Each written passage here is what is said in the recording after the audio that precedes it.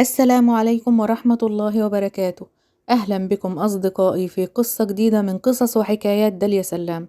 وإن شاء الله قصة النهاردة تحوز إعجابكم وناخد منها الحكمة والعبرة. وما يحلى الكلام إلا بذكر الرحمن والصلاة على النبي عليه أفضل الصلاة والسلام. تقول صاحبة القصة: أنا دكتورة، وتقدم لي مهندس ذو أخلاق عالية من قريتنا. تحدث والدي معي وقلت له: الأمر إليك وأنا راضية. تم الزواج وعشت معه 15 عاما من أجمل أيام حياتي. لم أسمع منه كلمة سيئة، ورزقني الله منه بنتا وولدا. كان يوفر لي كل شيء، ولم يطلب مني راتبي يوما، ولم يكن يدري عنه.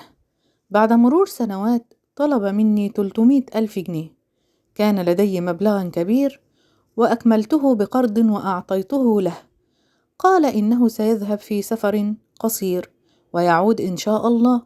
فقلت له: الله معك ولا تحمل همنا. سافر، ولم أسأل عنه لأنني كنت أثق به أكثر من أي شيء.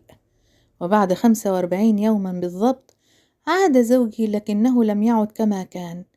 لم يسأل عن أولاده ودراستهم، وقل كلامه معي حتى كاد ينعدم.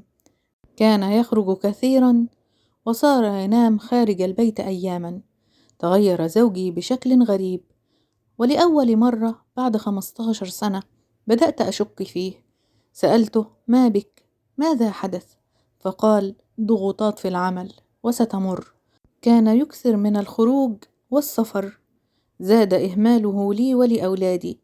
كنت أشاور صديقاتي، منهن من قالت إنه تزوج علي، ومنهن من تهيأت بأفكار غير صحيحة، مما جعلني أضيع. بعد كل هذا التغيير والإهمال قررت أخذ الأولاد والخروج من البيت. ولم يعرف حتى إلا بعد فترة متأخرة اتصل بي ليطلب مني العودة، لكني رفضت. قلت له: يا إما تخبرني ماذا حدث، أو ننفصل بالمعروف، لأنني لم أعد أستطيع العيش مع شخص كاذب ومخادع. لم أعرف كيف قلت هذا، لكنني كنت متأثرة بكثرة ما سمعت من حولي. حاول زوجي بكل الطرق إرجاعنا، وكلم أبي الذي حاول بدوره، لكنني كنت رافضة تماما. كنت أريد أن أعرف سبب تغييره وإهماله. فجأة اختفى ولم يعد يتصل، فقلت إنه بالتأكيد سافر. وبعد تحري عنه تبين أنه فعلا سافر. زادت شكوكي فيه، وكرهته بشكل غريب. بعد شهر عاد للتواصل معي، وكنت أقول له: لا أريدك، طلقني، وانتهى. لكنه كان رافضا. رفعت دعوى ضده بطلب الانفصال، وفي يوم الجلسة حضرت في انتظار القاضي، وكنت أتوتر. هل سيحن قلبي له بعد كل شيء؟ لكن للأسف لم يحضر زوجي. تكرر الأمر، وتأجلت القضية 3 مرات دون حضوره، حتى حكم القاضي بتطليقي منه ورد المهر للزوج. خرجت من المحكمة وشعرت بضياع، والدنيا أمامي سوداء. حزنت ولم أدري إذا كان السبب هو استهتاره بي وإهماله، أم بسبب حال أولادي. في تلك اللحظة كرهته أكثر من أي شخص آخر. كانت الصدمة أن الأيام مرت، ولم يفكر حتى في التواصل مع أولاده أو معي. كل ما كان أمامي هو الانتقام منه. اتصلت بالمحامي لأسترد 300 ألف جنيه، وقدمت له صورة من الإيصال البنكي. رفع المحامي دعوى مطالبة بالمبلغ، لكنه لم يحضر أيضا. صدر الحكم لي بإرجاع المبلغ، وقدمت على تنفيذ الحكم، وصدر بحقه أمر بالسجن. مرت الأيام وأنا في انتظار خبر القبض عليه. لم يكن الأمر يتعلق بالمال، بل كان انتقاما لنفسي وكرامتي وكرامة أولادي. ثم جاءني اتصال من رقم غريب، اعتقدت أنهم ألقوا القبض عليه. قال: أنت فلانة بنت فلان؟ فأجبت: نعم. فقال: معك المستشفى، وعندنا أمانات لفلان ابن فلان، وهو زوجك. أوصانا إذا مات نتواصل معك ونسلمك إياها. صدمت وسألت: مات؟ كيف؟ عندما وصلت إلى المستشفى كانت الصدمة أكبر. قالوا لي إن زوجي توفى وأنه كان مريضا بالسرطان، وكان قد جاء إليهم في مرحلة متقدمة. سمعته يتحدث ودموعي تنهمر. سألته منذ متى كان مريضا، فأجاب منذ 6 أشهر، لكنه كان مسافرا لأمريكا يتعالج. استلمت صندوقا يحتوي على أمانته، فتحت الصندوق ووجدت خاتم زواجنا وسبحته ومفاتيح البيت والسيارة وظرفين. فتحت الظرف الكبير ووجدت صك ملكية أرض مسجلة باسمي، أما الظرف الصغير فقد كان خاصا بي، واحتوى على إجابات لكل الأسئلة التي كانت تدور في ذهني.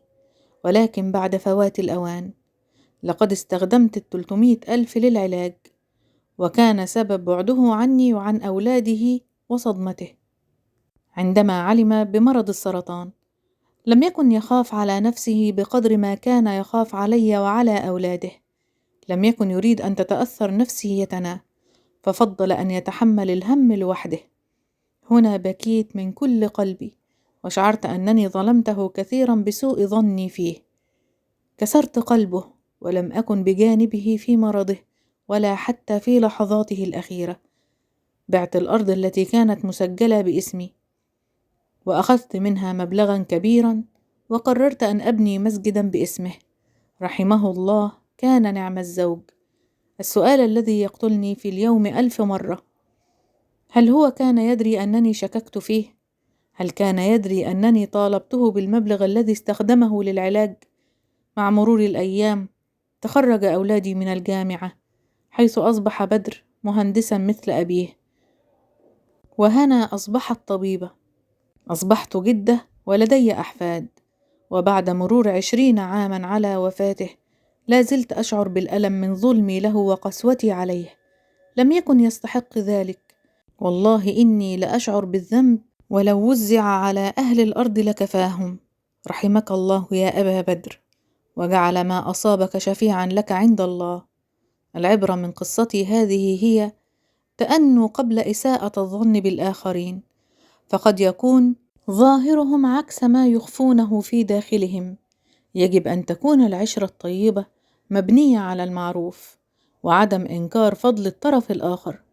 على كل من الزوجين الحفاظ على خصوصية العلاقة الزوجية، وعدم طرح المشكلات للأصدقاء، فكل ما يمر به أحدهم يختلف عما يمر به الآخر.